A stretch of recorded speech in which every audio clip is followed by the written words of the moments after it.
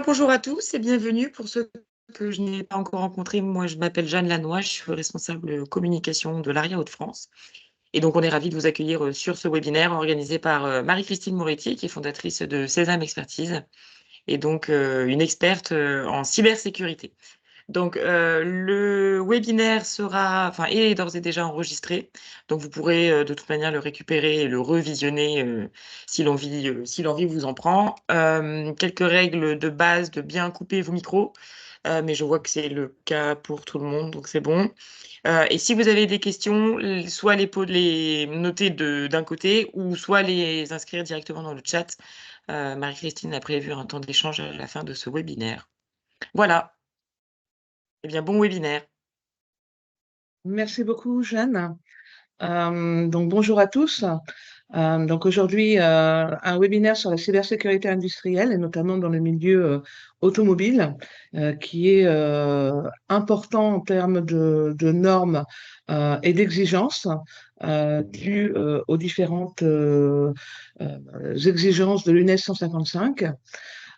Aujourd'hui, en fait, dans le sommaire, on va déjà redéfinir ce qu'est la cybersécurité, quels sont les enjeux du secteur industriel de l'automobile, la norme 27001, les référentiels TISAX, le corpus documentaire 62443, l'ISO L'ISO. 21400, bonjour, l'ISO 21434, la 22301 sur le PCA-PRA, donc le plan de continuité d'activité, et la directive européenne qui va arriver en fait d'ici octobre de cette année. Donc, de quoi parle-t-on quand on parle de cybersécurité? En fait, la plupart des sociétés et la plupart en fait des personnes imaginent que cyber est égal en fait à un système informatique. Néanmoins, cyber ne veut pas dire système informatique et relié à la connectivité ou quoi que ce soit. Ça vient du grec kubernan et qui veut dire gouverner, tout simplement. Donc, gouverner quoi? La sécurité, la résilience, les attaques, l'espace, peu importe en tout cas le mot que vous allez mettre derrière, vous avez cette notion en fait de gouverner. Le système d'information, des objets connectés, des ordinateurs, du cloud, des bases de données, en tout cas tout ce que vous possédez comme actif en fait au sein de votre entreprise. Et la cybersécurité, c'est un état effectivement recherché pour résister à n'importe quel événement en regardant de manière attentive de garantir la disponibilité, l'intégrité, la confidentialité des données et également comment vous allez en fait transférer ces données et les sécuriser, et notamment par rapport à un certain nombre de réglementations telles que l'on pourra voir également la partie RGPD. Vous avez à mettre en œuvre en fait un certain nombre de techniques pour sécuriser l'information avec ces quatre objectifs de disponibilité, traçabilité, intégrité et confidentialité sur une couverture de 5 domaines où on va retrouver en fait la ressource humaine, la technologie, les méthodologies, la gouvernance avec tous les processus et le réglementaire, bien entendu, puisque dès que l'on va commencer à faire de la cybersécurité, on a un gros pavé qui est la conformité qui est à traiter. Et pour ça, en fait, on va s'intéresser en fait au système d'information. Et contrairement à ce que pourraient penser certains, que le système d'information n'est purement informatique, eh bien, ce n'est pas du tout le cas, puisque le système d'information comprend non seulement toutes les ressources que vous avez au niveau matériel, mais également au niveau immatériel, donc toute la partie des données, des règles, des procédures, etc., mais également au niveau humain. Et vous allez en fait collecter un certain nombre en fait, d'éléments et stocker. Et la plupart des choses qui sont comprises dans le système d'information, ça peut être aussi des enregistrements audio, des images, des documents papier. Donc attention aux archives, par exemple, qui se trouvent dans des endroits peut-être peu sécurisés, dans lesquels on a des cartons qui pourraient contenir en fait des données personnelles et sensibles, comme des feuilles de paie, etc. Donc là, on doit garantir qu'effectivement la sécurisation et en tout cas l'accès à ces environnements sont bien cadrés. Nous arrivons dans les enjeux de la cybersécurité industrielle, notamment sur la partie filière automobile. Donc la filière automobile, à non seulement les normes, donc une norme qui est toujours volontaire, hein, contrairement à une réglementation, donc les normes volontaires 27001, qui est le système, la sécurisation du système d'information, mais purement automobile, on va retrouver en fait TISAX et la 21434 2021, qui est purement en fait automobile. Et on va se baser sur l'IEC 62443, qui sont des normes en fait de sûreté de fonctionnement, et que l'on va en fait décrire au niveau de la cybersécurité industrielle cette fois-ci. Alors, dans la filière automobile, nous avons déjà en 2021, dans l'IATF 16949, un amendement qui a été émis, et pour la première fois, on voit apparaître en fait l'obligation dans un plan d'urgence d'avoir assurer la continuité de l'approvisionnement en cas de défaillance d'équipement, etc. Mais surtout, c'est la première fois que l'on voit apparaître le cyber-impact ou la cyberattaque. Donc, avec une obligation de décliner au sein de la supply chain une maturité cyber minimum pour pouvoir continuer en fait à sortir de nouveaux véhicules.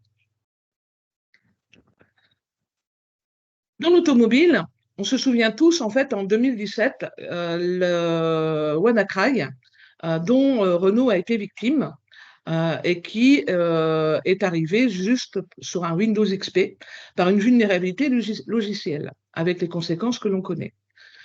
Plus récemment, Tesla, et aujourd'hui encore, Tesla fait parler de sa sécurité.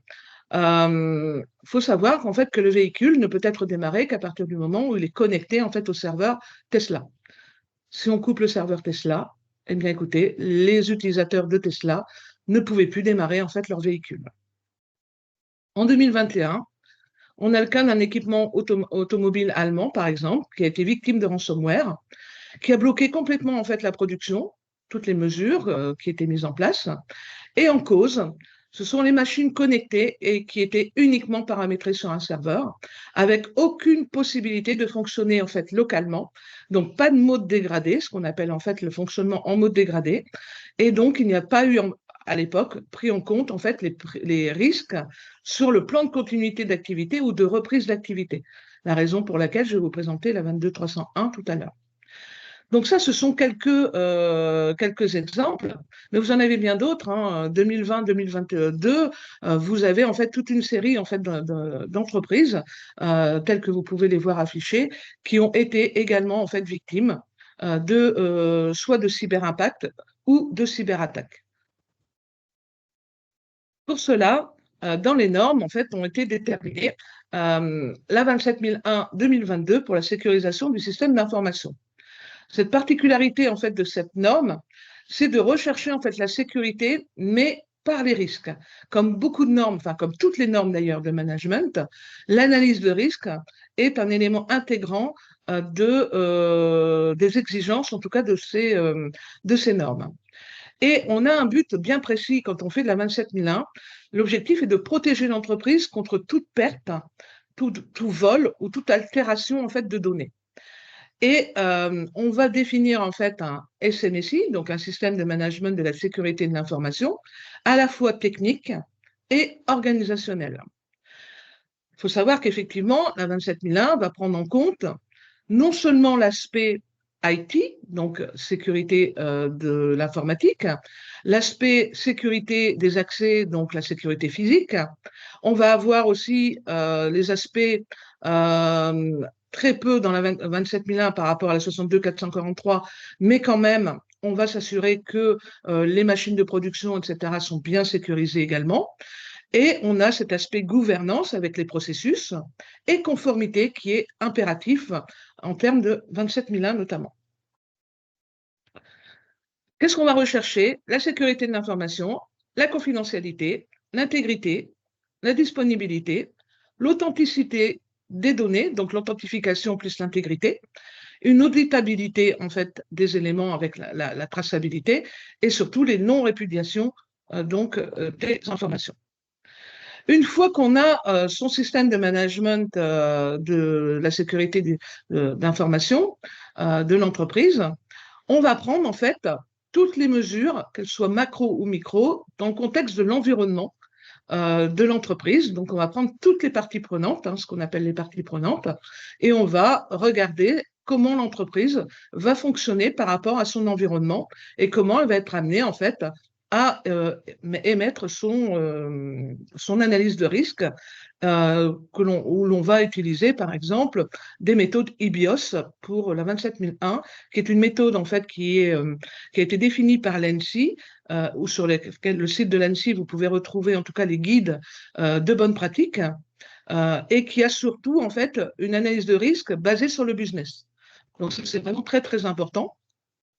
Et quand on est une TPE-PME, si IBIOS est trop important pour le mettre en œuvre, au moins une analyse SWOT peut être prise en compte pour pouvoir en fait le décliner. On va implémenter dans l'entreprise des mesures qui vont viser à réduire les risques, à prévenir les risques et à partager les risques.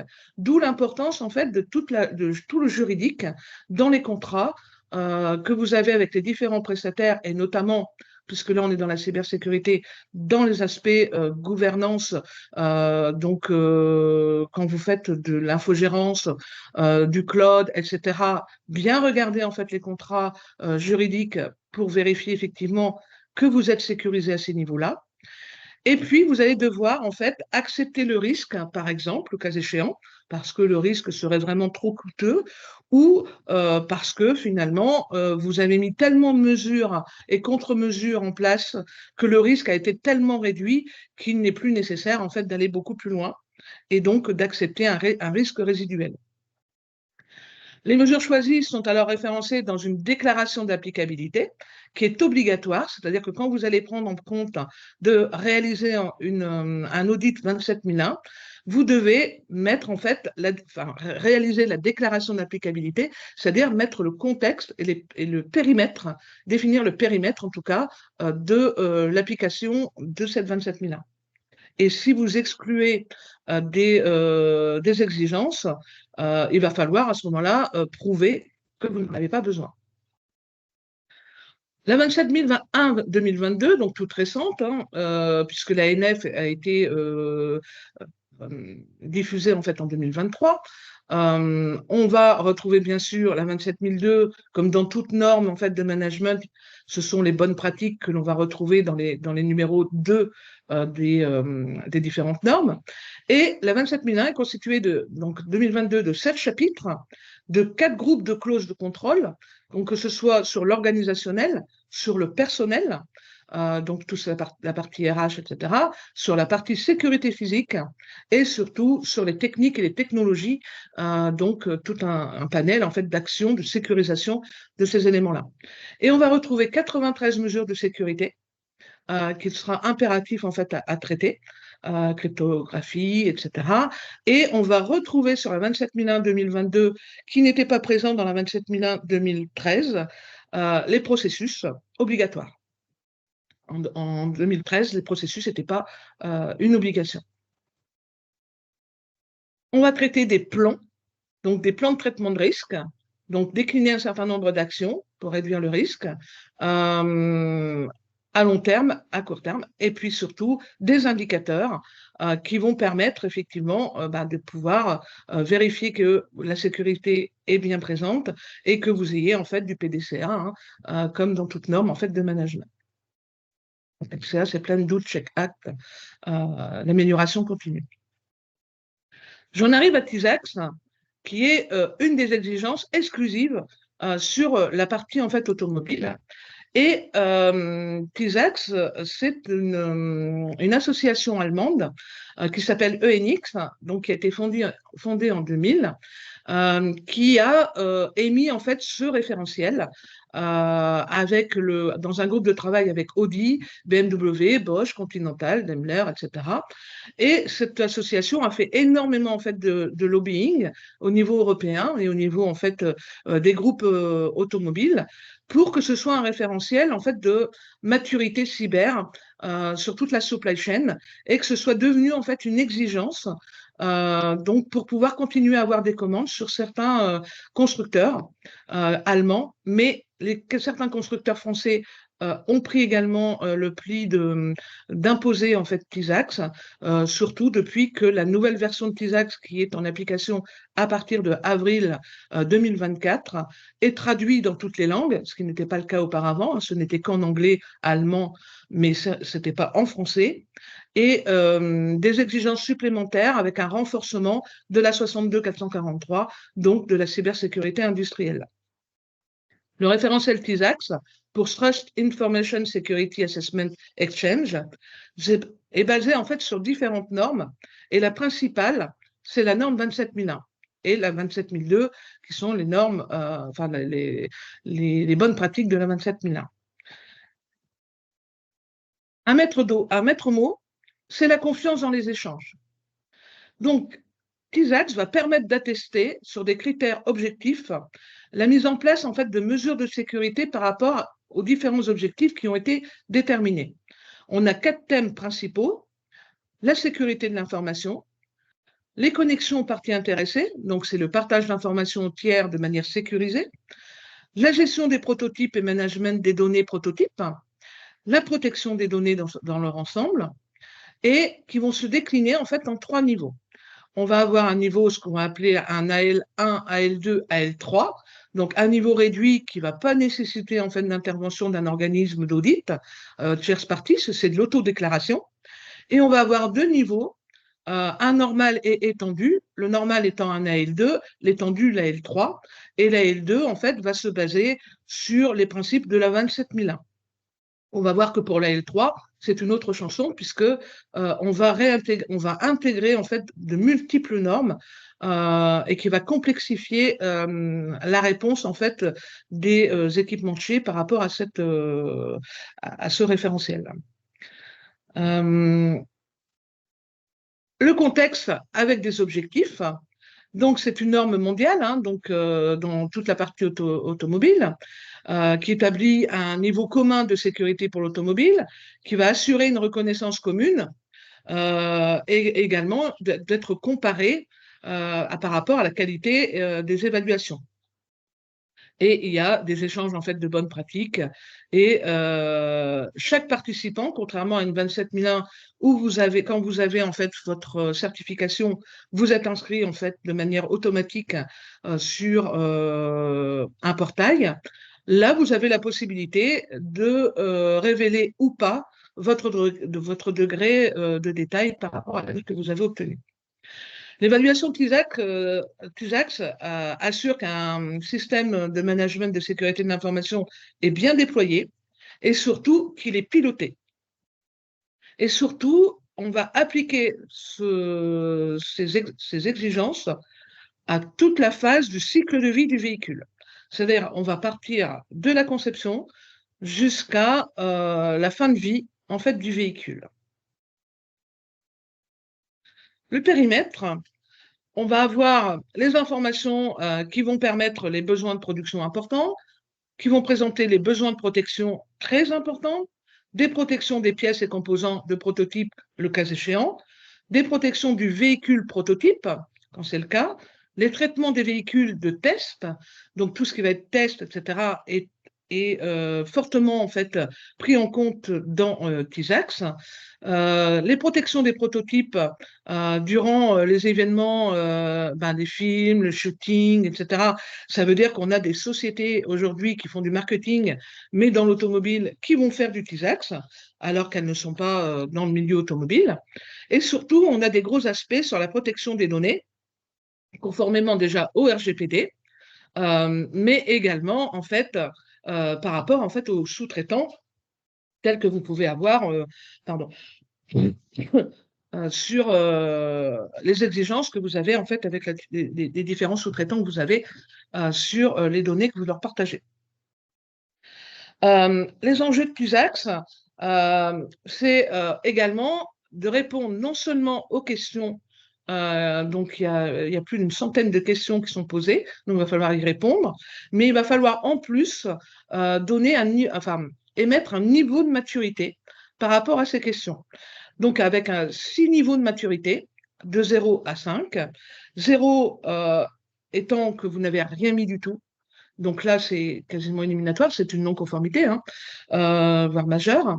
1, c'est que vous avez des processus, mais que vous n'avez pas de documentation, par exemple. Si vous avez une maturité 2, c'est que vous avez des processus, de la documentation, mais que ce n'est pas mature. Donc, ça n'a pas eu le temps, en tout cas, de fonctionner correctement et suffisamment longtemps pour voir si c'est effectivement efficient.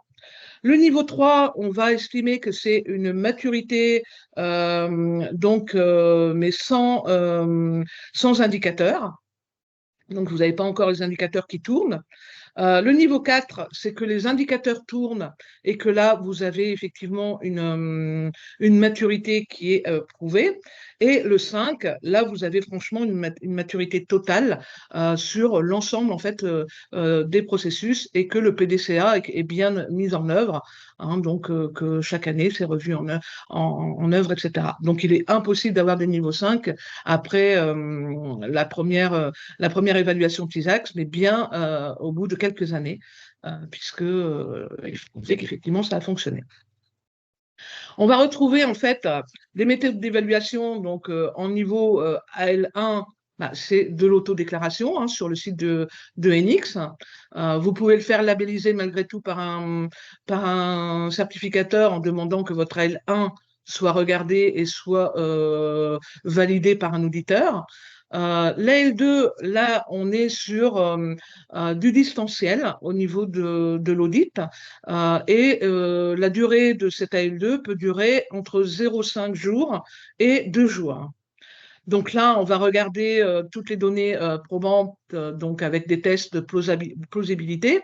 On peut demander une inspection sur site, mais c'est vraiment que sur demande, c'est pas obligatoire. La particularité de la L2, c'est que l'audit est fait avant l'audit, c'est-à-dire que l'auditeur va recevoir le self-assessment de la société qui a rempli en fait ce self-assessment et va déjà regarder si elle est conforme par rapport aux exigences. Et la demi-journée ou les 2 jours qui vont être pour l'évaluation, ça va être vraiment de l'inspection. Donc, c'est-à-dire qu'on va aller regarder et poser des questions uniquement sur ce qui pose problème ou si ce qui est peu probable ou en tout cas sur des manquements qu'on aurait pu observer. Par contre, la L3, on est sur une analyse sur site, un audit sur site de 3 jours à 3 jours et demi. C'est une vérification approfondie. Et donc, c'est vraiment en personne sur site. Et là, on a des exigences extrêmement importantes, notamment au niveau sécurité physique, puisque là, on va rajouter en fait tout ce qui va être prototype. Et donc, on va voir comment sont gérés les prototypes. On va même regarder à voir l'épaisseur des fenêtres, des murs. Alors, non pas parce que pour la partie énergétique, hein, mais simplement parce que par la fenêtre, si vous avez des fenêtres qui sont très peu épaisses, eh ben, le Wi-Fi, des communications vont passer aisément et d'un parking, on va pouvoir en fait hacker toute cette partie donc prototype potentiellement. Donc c'est pour ça qu'on va regarder que physiquement vous ayez mis tout ce qui était en œuvre pour pouvoir sécuriser tout ça. Le processus d'évaluation se déroule donc en 2 étapes. Hein. Vous préparez de votre côté sur le portail TISAX ce qu'on appelle le self-assessment, votre première évaluation. Et puis après, vous avez en fait le plan l'évaluation, un plan correctif qui va continuer en fait sur 9 mois et potentiellement après les échanges de résultats. Il faut savoir en fait que cette évaluation peut s'arrêter à tout moment, d'un côté comme de l'autre. Par l'auditeur s'il constate que la maturité n'est pas présente et que les documents ne sont pas présentés. S'il voit qu'effectivement il y a une rétention possible des documents, l'auditeur peut décider de mettre fin en fait à l'évaluation immédiatement. De même, de son côté, le client peut aussi décider de mettre fin parce que soit il trouve que sa maturité n'est pas suffisamment présente, soit parce qu'avec l'auditeur, ça ne se passe pas forcément comme il le souhaite. En tout cas, des 2 côtés, la décision peut être prise par les deux parties. Vous avez 9 mois pour traiter en fait les non-conformités. Si au bout de 9 mois, vous n'avez pas ces non-conformités traitées, vous repartez à zéro. Donc, une comparaison par rapport à la 27001 et TISAX, c'est que la 27001, vous êtes sur une norme de système de management, que vous avez une méthodologie on-off, hein, c'est-à-dire ça existe, ça n'existe pas, et donc effectivement, on va rechercher effectivement les preuves. On va avoir un champ d'application qui va être défini avant la certification, c'est la déclaration d'applicabilité. Une analyse de risque qui est au niveau de l'entreprise et uniquement au niveau de l'entreprise. L'organisme de certification va délivrer un certificat comme toute autre norme avec un audit périodique, hein, donc chaque année, et une recertification après 3 ans. Et ça va concerner en fait l'ensemble de l'industrie, mais pas que, puisque la 27001 peut très bien être pour les banques, pour des assurances, des SS2I, etc. TISAX, par contre, c'est purement filière automobile. On va couvrir les processus et les éléments de sécurité de l'information pertinents pour les partenaires de l'industrie automobile. C'est pour ça que vous recevez en fait une lettre de votre constructeur qui vous donne en fait le périmètre que lui souhaite pour continuer en fait à travailler avec lui en confiance. Comme je vous l'ai expliqué, on est sur une méthodologie par niveau de maturité. Donc, il ne suffit pas de répondre en fait à la question, mais il est en plus question de prouver son niveau de maturité. Le champ d'application, il est fixe. Donc, on a le référentiel et on déroule en fait ce référentiel.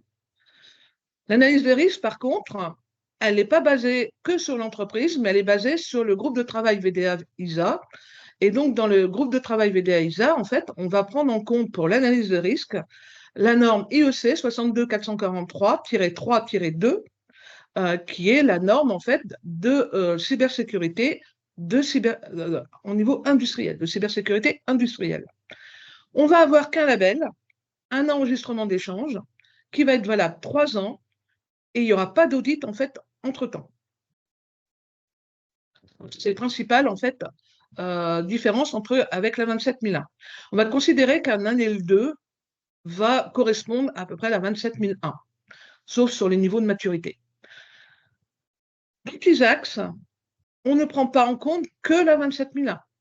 On va non seulement ajouter la 27001, bien sûr, la dernière version, la 2022, on va y rajouter la 27701, qui est la sécurité des données personnelles et confidentielles. Donc là, on a dans la 27701 des éléments de la 27001 qui sont repris, les éléments du RGPD et toute la partie en fait confidentialité, donc à l'extrême des données contenues en fait dans l'entreprise et par rapport aux produits, propriété intellectuelle, etc. L'ISO 27017, donc ça, c'est des codes de bonne pratique pour le contrôle de sécurité de l'information, donc dans le cloud. Donc tout ce qui va être hébergé donc dans les data centers, on va rejoindre en fait ces aspects sur la 27017. On va bien sûr se baser sur l'IATF 16949, amendé de juin 2021 avec les exigences cyber, et toute la panoplie des normes ISO 62443, qui est un corpus documentaire qui va traiter de la cybersécurité industrielle, sécurité and safety, réseau de communication industrielle, sécurité informatique des réseaux et des systèmes. Donc, vous voyez la complexité, en fait, que l'on a rajoutée dans TISAX par rapport à la 27001. Et ce qui m'amène, en fait, à vous présenter le corpus documentaire 62443. Donc là, vous voyez la 27001, donc avec son périmètre, et vous voyez de l'autre côté la sécurité industrielle. Vous voyez que dans la 27001, ou les 27000X en tout cas, il n'y a qu'une petite partie qui est prise en compte sur la sécurité industrielle.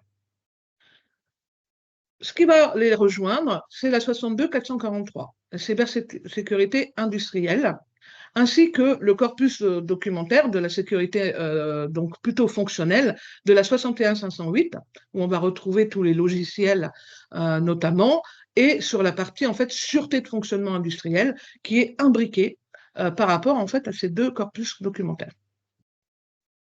Qu'est-ce qu'on va y attendre en fait? On est un peu comme les demandé en fait sur le niveau de maturité dans TISAX. Là, on est ce qu'on appelle des cils 1, 2, 3 et 4. Donc, c'est des niveaux, en fait, de maturité et d'exigence, en tout cas, au niveau de la cybersécurité industrielle. Donc là, c'est des exigences supplémentaires. Vous avez la 61508 qui va être déclinée en fait selon différentes normes. Donc pour l'automobile, c'est la 26262 qui va émaner en fait de la 61508. Qu'est-ce qu'on va avoir besoin en fait dans la cybersécurité industrielle? Eh bien, c'est de gérer en fait les zones et conduits et de s'assurer que toute la partie production ne soit pas directement exposée en fait sur Internet. On va mettre un certain nombre en fait d'isolation des réseaux. Ce que vous voyez, la zone D, c'est vraiment en fait la partie qui ne doit pas se retrouver directement sur Internet. Et on va mettre un certain nombre en fait de niveaux qui va sécuriser et isoler en tout cas la partie de production. Donc, c'est une norme divisée en différentes sections et on va prendre en compte la partie opérateur, la partie intégrateur et les différents fabricants. C'est-à-dire qu'effectivement, toute la partie maintenance, télémaintenance, préventive, curative, etc., et les fabricants, où chacun va avoir un rôle qui va être basé sur l'approche des risques, donc sur la 62443-3-2, donc complet, donc beaucoup plus large que la 27001, où là, on est sur le système d'information. Là, on va beaucoup plus loin, en fait, sur l'analyse de risque. C'est pour ça qu'elle est beaucoup plus complexe et beaucoup plus complète également. Donc voilà un peu les systèmes que vous avez, donc le corpus documentaire. Hein. Vous avez toute une partie générale, la partie policy et procédure, partie système et la partie component. Donc tous ces éléments-là, donc on va s'occuper de l'IACS, de l'OT, etc. Donc tous les aspects de cybersécurité industrielle. On va chercher à avoir, en fait, dans chacune des normes, bien sûr, des cibles. Donc, en oignon, en fait, hein, vous avez l'aspect général et policy qui est intégré dans le général, les systèmes et les components. Et puis, on va chercher une défense en profondeur. Donc, on va vraiment aller regarder comment, dans toutes les applications, comment vous allez mettre en fait des procédures et également un processus, des procédures, des modes opératoires, mais également en fait des technologies qui vont permettre de sécuriser en fait de manière profonde votre système de cybersécurité. Une autre norme en fait qui a vu le jour en fait avec l'UNES 155, hein, donc pour sortir un nouveau véhicule à partir de juillet 2024, l'ensemble des véhicules sont concernés. Vous devez avoir une maturité cyber de l'ensemble de la supply chain. Et la 21434, elle va s'intéresser comme TISAX à l'ISO 26262 que je vous ai dit tout à l'heure par rapport à la 61508, on va prendre en fait en compte le cycle de vie et la sécurité fonctionnelle dans l'industrie automobile. La 21434, TISAX, tout au long du cycle de vie, on va prendre en compte la conception, le développement, la production, l'utilisation, la maintenance, le démantèlement, hein, des systèmes électriques et électroniques des véhicules routiers, les équipements et leurs interfaces. Donc là, on va prendre en compte énormément en fait d'électronique et toute la partie logicielle et communication. Alors, là, on va être vraiment axé sur la partie communication également. Dans le cadre de la réglementation UNES, donc comme je vous l'ai dit, cette norme concerne les constructeurs, les équipementiers ainsi que leurs fournisseurs de niveau 1 et 2 pendant toute la durée de cycle de vie d'un véhicule, donc à peu près 20 ans. On va considérer qu'on a 5 à 10 ans de cycle de développement. On a un âge moyen de mise à la case d'un véhicule avoisinant les 14 ans. Et la réglementation 155 de l'UNES, qui est entrée en juin 2022, est en lien avec la norme. Donc en juin 2022, c'était pour tous les anciens véhicules, donc les véhicules qui étaient déjà sortis sur le marché. 2024, en juin 2024, c'est pour l'ensemble des véhicules. Donc tout nouveau véhicule ne peut être homologué qu'à partir du moment où le constructeur peut prouver que toute la supply chain et cybersécurité. Des exigences, pareil, on va retrouver la mise en place de la gestion de cybersécurité avec des politiques, des processus, gérer les cyber-risques, toujours, hein, donc à la base, toujours les risques. Et on va s'atteler à regarder le développement sécurisé. Donc, on va faire du security by design de toutes les activités, que ce soit du post-développement, donc la production, l'exploitation, la maintenance, le démantèlement, etc. Une approche toujours par les risques, impact, gravité, sécurité, la probabilité, l'exposition, la contrôlabilité d'un événement. Et donc, ce sont des exigences en matière de cybersécurité tout au long de la chaîne d'approvisionnement.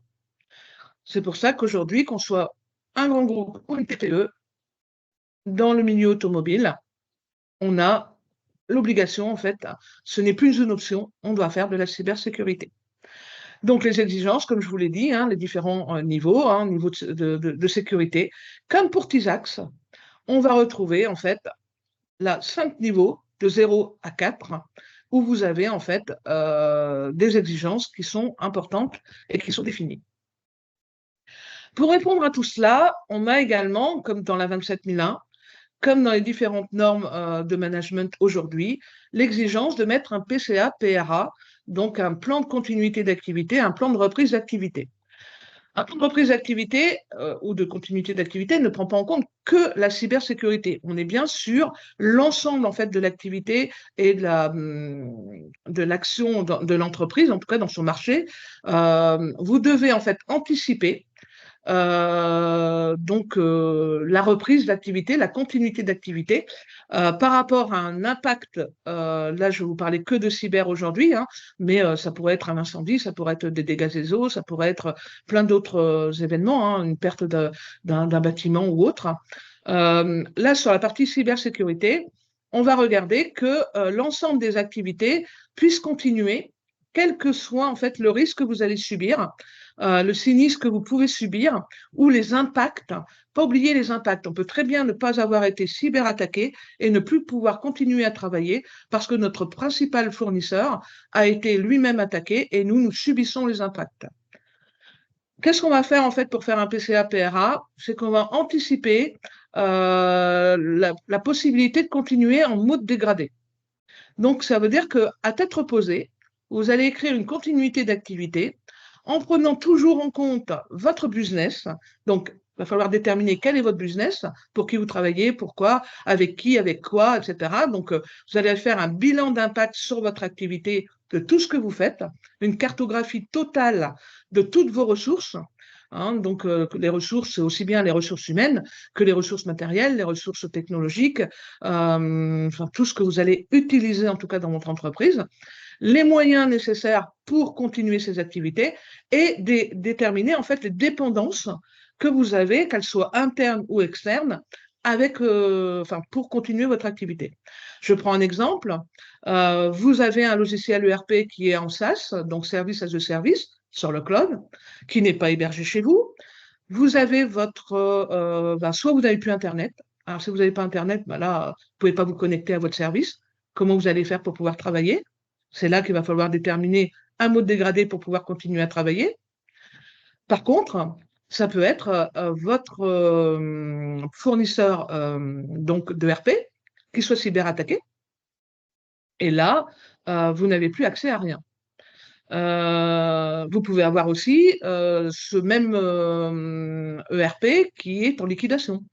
Donc là, vous allez devoir regarder effectivement tous les risques liés à cette application particulièrement, comment pouvoir avoir accès systématiquement tous les jours pour pouvoir continuer votre activité, donc le mode dégradé que vous allez voir avec votre fournisseur pour pouvoir continuer.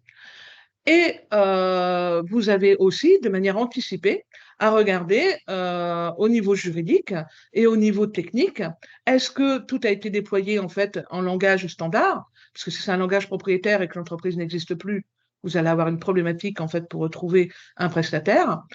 Les sauvegardes, vérifier effectivement comment votre prestataire réalise ces sauvegardes-là, puisque c'est quand même vos propres données et vos propres sauvegardes, et comment il les sécurise. Donc ça doit être aussi dans un engagement donc juridique entre les parties, et ne pas signer un service sans s'assurer de tous ces éléments-là. Quand vous faites un PCA, vous allez vous déterminer en fait un délai maximal d'interruption admissible donc d'activité, une perte maximale de données tolérable, c'est-à-dire que vous allez dire, bah, moi, je peux éventuellement ne pas travailler pendant une journée, mais après, ça devient compliqué chez moi.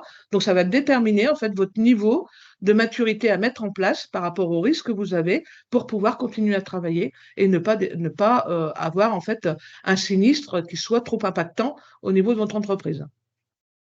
Les données maximales de données tolérables perdues, ça peut être, par exemple, bah, j'ai la sauvegarde jusqu'à hier, c'est bon. Si c'est la sauvegarde de la semaine dernière, là, c'est pas bon parce que je ne peux pas rester avec une semaine de perte de données. Ou alors peut-être que vous pouvez. Et puis, vous devez toujours, comme dans chaque norme de management, avoir un objectif. Donc, votre objectif minimal de continuité d'activité, il va falloir que vous le déterminiez. Dans le PRA, c'est là où on va déterminer, en fait, une fois que vous avez eu votre événement perturbateur, hein, que ce soit une cyberattaque ou un cyberimpact, où vous avez mis en fait un certain nombre de plans RH et plans d'urgence au niveau de votre PCA, là, on va être dans la reprise d'activité. Pour reprendre une activité, il faut anticiper. C'est-à-dire que vous avez une cyberattaque, si vous n'avez pas anticipé, qu'est-ce que vous allez faire? Qui j'appelle? Comment je préviens mes clients? Comment je vais réagir? En interne, comment je vais mettre en place en fait la reprise de l'activité? Ben, si je ne l'ai pas anticipé, ça veut dire que je n'ai pas de plan de communication à l'extérieur. Ça veut dire que je n'ai pas de plan de gestion de crise. Et donc, tout ça, on va le déterminer en fait dans le PCA-PRA. On va mettre en place ces plans de communication. Par exemple, la communication, c'est de déterminer qui fait partie de cette commission, qui est en charge de quoi, où est-ce que vous avez mis les éléments pour pouvoir continuer à appeler vos fournisseurs, vos clients, etc. Parce que si c'est une cyberattaque, vous n'avez plus de système d'information. Donc, il est hors de question de se dire, ben, c'était dans le réseau. Oui, mais là, il y a un problème. Et puis, vous allez mettre aussi le plan de reprise d'activité, savoir par quoi vous allez commencer. Au niveau IT, qu'est-ce que vous allez mettre en place? Alors, imaginez que vous êtes au moment de faire l'épée et vous allez vous dire, bah, ah bah, c'est important, enfin, on va remettre en fait les RH en route. Oui, ok, les RH vont être mis en route en fait en priorité. Ils vont pouvoir faire l'épée, mais vous avez oublié qu'il y avait une dépendance quand même des RH vers la comptabilité. Faire une paix, c'est bien. Payer, c'est encore mieux, hein. Donc, vous allez en fait déterminer quand vous allez faire en fait vos plans, ben, toutes les interactions en fait des services avec les autres et déterminer quelle est la priorité ultime à mettre en œuvre en priorité. Et ça aussi par rapport à votre business. C'est-à-dire que si vous avez des pénalités par rapport à vos clients à payer à partir du moment où vous êtes en retard pour les livrer, etc., ben vous allez mettre en fait des priorisations. Et ben tout ça, vous allez les décliner en fait par plan, des plans opérationnels de repli, des plans de continuité des opérations, etc., jusqu'au retour à la normale. Donc la 22301, c'est une norme de résilience, clairement aux autres qui sont des normes en fait de management. La directive européenne NIS2, hein, donc vous n'ignorez pas que en octobre de cette année, NIS2 sera obligatoire, hein, donc c'est une réglementation. Réglementation veut dire que c'est une obligation. Elle a été traduite, elle va être traduite en tout cas dans la loi française. C'est pas encore effectif, mais en tout cas la directive a été votée au niveau européen en novembre 2022.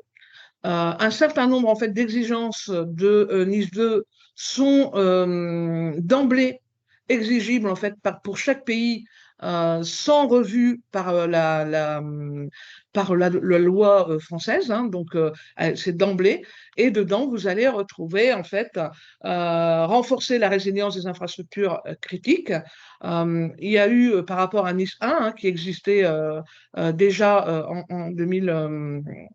en 2017, on a rajouté en tout cas un certain nombre en fait, d'éléments, d'exigences de sécurité beaucoup plus strictes, surtout en matière de notification des incidents de sécurité. De manière en fait à pouvoir coopérer entre les États membres et avoir une sécurisation européenne. Mais au niveau de l'entreprise, on va avoir un renforcement des mesures de protection des données et une capacité de réponse aux incidents très stricte, sous peine de sanctions financières sévères par l'ANSSI, qui pourra prononcer, comme la CNIL par rapport au RGPD, des amendes qui peuvent aller sur je crois que c'est 4% également du chiffre d'affaires mondial de l'entreprise. Donc, c'est pas négligeable. Et donc, ça impose aux entreprises de mettre des contraintes techniques, opérationnelles, organisationnelles qui vont s'appliquer aussi bien aux administrations publiques qu'à les chaînes d'approvisionnement. Donc, par rapport à NIS 1, là, on va avoir des obligations d'audit de sécurité, des déclarations des incidents dans les 72 heures au CICERT. Donc, comme pour le RGPD, le RGPD, vous avez un signalement à réaliser en fait à la CNIL. Là, ce sera le CICERT. Vous en avez un en Hauts-de-France qui aujourd'hui est dirigé par Jacques Elamar, qui est à votre disposition, y compris si vous étiez cyberattaqué. Donc, c'est le centre de réponse à incidents. On va harmoniser et durcir en fait les régimes de sanctions. Et on va instaurer pour toutes les entreprises soumises à NIS 2 la gouvernance par les risques, avec un PCA, PRA, et surtout, pour ceux qui vont, alors DORA est beaucoup plus sur la partie, en fait, Resilience Act, sur la partie financière, donc toutes les banques, etc., vont avoir DORA, mais tout ça, ça émane, en fait, de la loi de programmation militaire qui a été votée, en fait, en fin d'année. Les secteurs concernés, donc on avait avant sur NIS 1 les organismes d'importance vitale qui ont été transformés en fait en entités essentielles. Donc essentielles, ça va être l'énergie, le transport, ben voilà. Donc le transport, entité essentielle, donc très critique, on est dedans. Donc NIS 2, c'est pour tout le monde dans l'automobile dès octobre en fait 2024. Et vous avez en fait aussi des entités importantes où là, on va avoir la gestion des déchets, la fabrication, la production, la distribution de produits chimiques, le numérique, et le numérique qui, lui, va en plus avoir la création d'un cadre européen supplémentaire qui s'appelle en fait le Cyber Resilience Act, qui sera mis en œuvre également. Et donc là, c'est obligation de prendre en compte la sécurité des appareils, que ce soit des IoT, que ce soit toute production dans laquelle il y a un logiciel, la sécurité de l'appareil dès sa conception, avec des certificats de sécurité et s'assurer que la livraison en fait, des produits ne comporte aucune faille. Donc, ça veut dire en fait du pen test, tentative de pénétration dans ces logiciels, de manière à assurer la sécurité de l'objet tout au long du cycle de vie. Et là, en fait, on est sur des exigences de vulnérabilité dans un délai de 24 heures. Donc, on est encore plus exigeant puisque si vous avez par exemple des systèmes Siemens, Storm Shield, Schneider ou autres, effectivement, si vous avez une vulnérabilité qui est connue, ça va vous arrêter à votre niveau et au niveau de toute la supply chain et au niveau en fait mondial. Donc, plus tôt on le sait, plus vite on va pouvoir sécuriser toute la chaîne. Voilà. J'ai essayé de faire le plus rapidement possible, parce que c'est quand même très, très dense. Et je ne vous ai pas parlé de RGPD, mais le RGPD, c'est quand même aussi important d'y répondre, puisque la conformité est implicite, en tout cas dans toutes ces normes. Voilà, je suis à l'écoute de vos questions.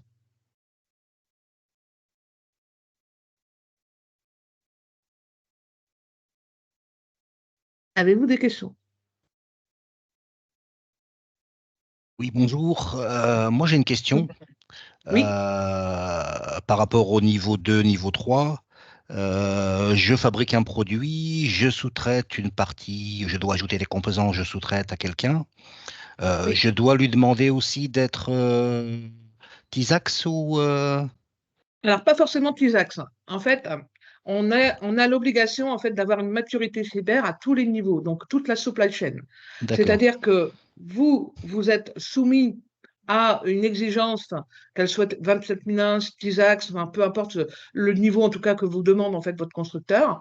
Par ricochet, vous devez demander en fait une maturité cyber à vos sous-traitants, fournisseurs, sous-traitants. Donc, dans vos contrats, ça doit se retrouver. Et vous allez devoir le prouver de toute façon, même dans TISAX, on va vous demander de prouver qu'effectivement, les exigences que vous mettez en fait en œuvre sont bien déclinées en fait au niveau de votre chaîne d'approvisionnement. d'accord. Et dans le cas où ce sont des prototypes, c'est le même schéma ou ça change?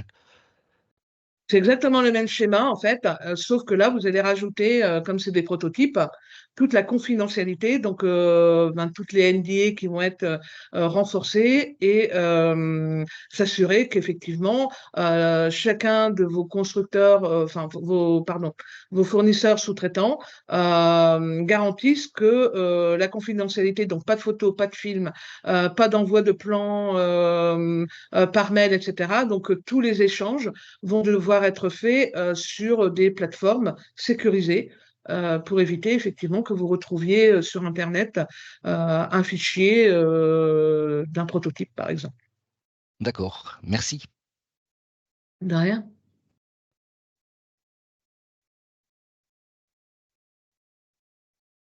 Est-ce que vous avez d'autres questions?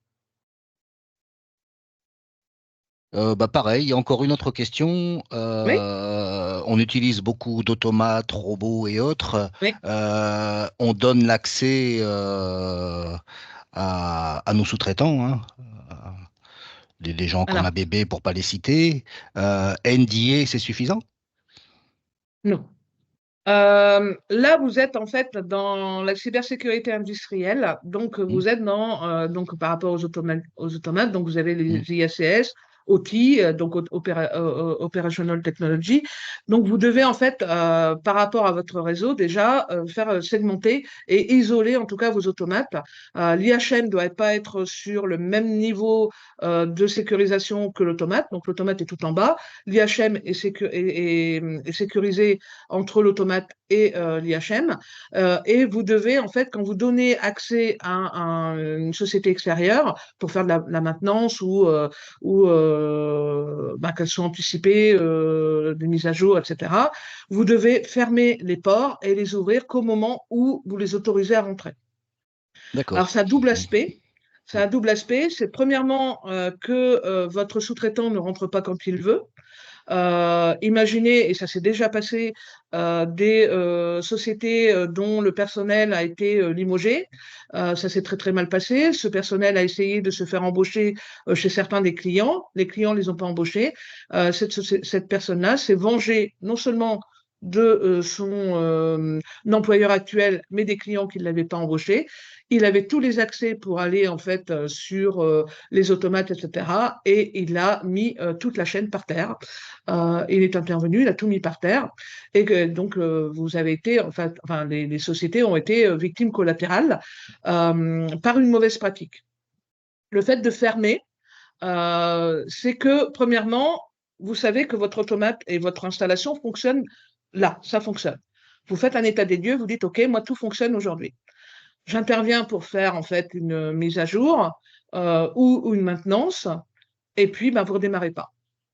Ben, si vous ne redémarrez pas, ce n'est plus votre responsabilité. Et là, vous pouvez transférer cette responsabilité auprès de votre sous-traitant fournisseur qui, lui, a en charge de vous remettre dans les plus brefs délais, en fait, en route. Et surtout, ben, s'il y a des pénalités, des pertes d'image, etc., c'est lui qui va devoir les assurer pour vous. En tout cas, c'est lui qui, vous allez pouvoir vous retourner contre lui. Donc, il y a deux aspects. Hein. C'est que, premièrement, humainement, bah, n'importe qui ne puisse pas y aller quand ils veulent. Et deuxièmement, bah, l'aspect plutôt opérationnel, c'est-à-dire que là, vous savez maîtriser qu'il y a eu une mise à jour et qu'à partir de ce moment-là, c'est quelque chose qui ne fonctionne plus comme c'était auparavant, eh bien, c'est dû à cette mise à jour en question. Et vous pouvez mettre les responsabilités qui vont bien. Merci. Rien.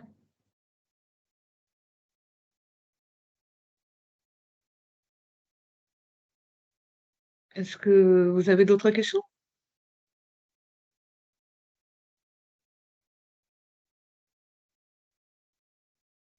suis à votre écoute.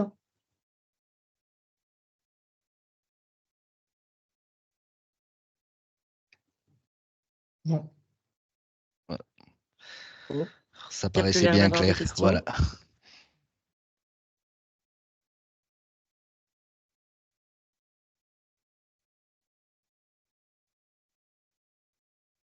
Écoutez, D'autres s'il n'y a plus de questions? questions, nous restons à votre disposition, en tout cas, s'il y a des questions futures. Nous serons au FIC la semaine prochaine, donc exposants au Forum international de cybersécurité. Si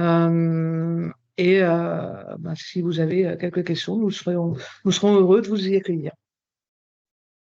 Ou par mail, si vous avez besoin.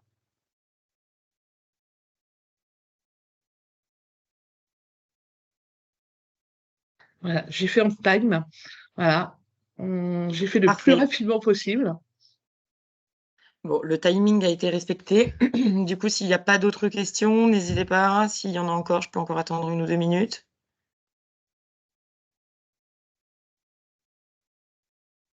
Non. Bon, de toute manière, Marie-Christine et même Laria restent disponibles, hein, s'il y a des questions qui vous viennent par la suite. Du coup, je répète que ce webinaire a été enregistré, donc il sera hébergé sur YouTube. Donc, vous pourrez retrouver les informations qui ont été, les précieuses informations qui ont été dites ici aujourd'hui, et également sur la plateforme Steeple. Donc pour nos adhérents, vous allez bientôt recevoir un code d'affiliation pour créer votre compte Steeple, qui est notre nouvel outil de plateforme d'échange. Donc tout sera également hébergé là-dessus. Voilà. Je ne sais pas si Valérie voulait aussi reprendre la main. Valérie, est-ce qu'elle m'entend? Non. Bon. Bon, bah écoutez, c'est tout. Du coup, merci à tous pour l'intérêt. Et on va pouvoir du coup clore ce webinaire. Merci Merci. beaucoup. Bonne C'était très journée. Merci à clair. tous. Merci. Au Merci revoir. à vous. Au revoir. Merci beaucoup. Merci, au revoir.